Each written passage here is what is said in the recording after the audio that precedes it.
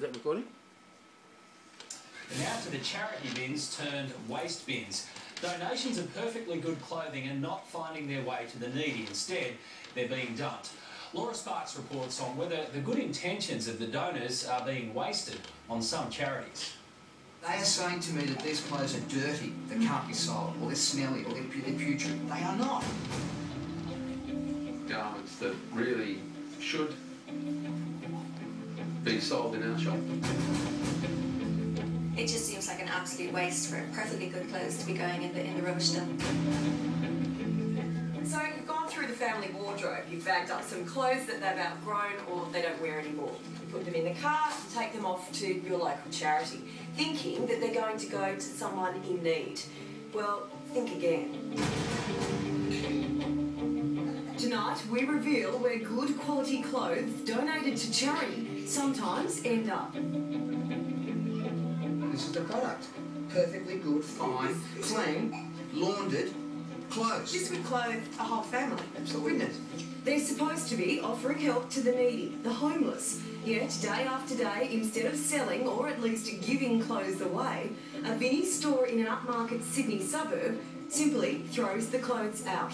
Every night when I come down and throw the rubbish out, it's like I've got to throw my rubbish higher and higher to get on top of all these clothes. So it's really got out of hand. Emil Minty has run Chris Lewis Jewellery for more than 20 years. He's watched in horror as more and more clothes end up here in the bin belonging to this office block. It definitely looks like a waste to me.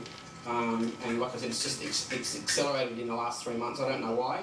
Over the years, I've seen enough clothes being thrown away that could fill thousands of backyard swimming pools. As a private investigator, Michael Rumor is paid to take notice. His office is in the same block as the Vinnie's store. These are not rags, they're not dirty, they're not full of holes. Good quality clothes. He filmed this footage over 3 days. In between each shoot, a garbage truck emptied the bin. But by the next night, the bin is overflowing again with clothes. These people are donating these clothes thinking that they're going to charity and that they are doing some good, when in fact, I'm sure they'd be horrified to know that they're going straight in the garbage bin. And just for proof to show us and the store managers, he kept about 30 items off the top of the bin. These were all in the bin. I just literally skimmed the top of the bin. I didn't go searching, I wasn't selective. I thought, what have we got here? And I just grabbed, and this is what we've got. They're in a hell of a lot of better condition than a lot of the clothes I've seen. Avis Mulhall is packaging up clothes to be sent straight to an orphanage in Kenya, Kickstart Kids International. She's seen firsthand the real need for clothes like this in Africa. They're not looking for clothes that are sellable in you know, a first world country. I've seen children walking around with 20, 30 holes in their clothes and people who haven't been able to change their clothes in months on end. She has this offer to Vinnie's. We definitely take those clothes off your hands. They'll pick them up and take them off your hands instead of it going into landfill. Well, that's something that we would be very interested in. Graham Roche is a St Vincent de Paul Society Executive Officer. He was alarmed at the clothes Michael gathered out of the garbage, but points out that this is just one of 620 stores around Australia. Sometimes mistakes are made. We don't get it right all the time. Graham explains Vinnie's only sells half of what is donated.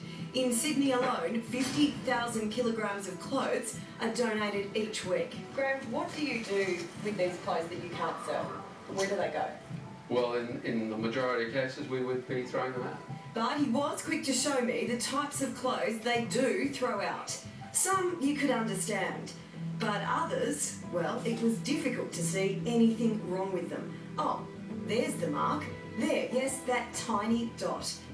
These girls' Gap jeans have small blue stains on the cuff. We don't have the facilities to be washing or repairing garments.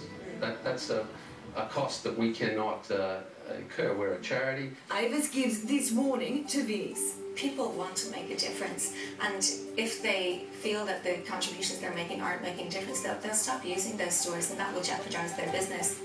Yeah, and we'd all hate to see that. Can't speak highly enough of Vinnie's. They do outstanding work in the community. But for more details on Avis Mulhall's new website for clothing donations for developing countries and the homeless, just go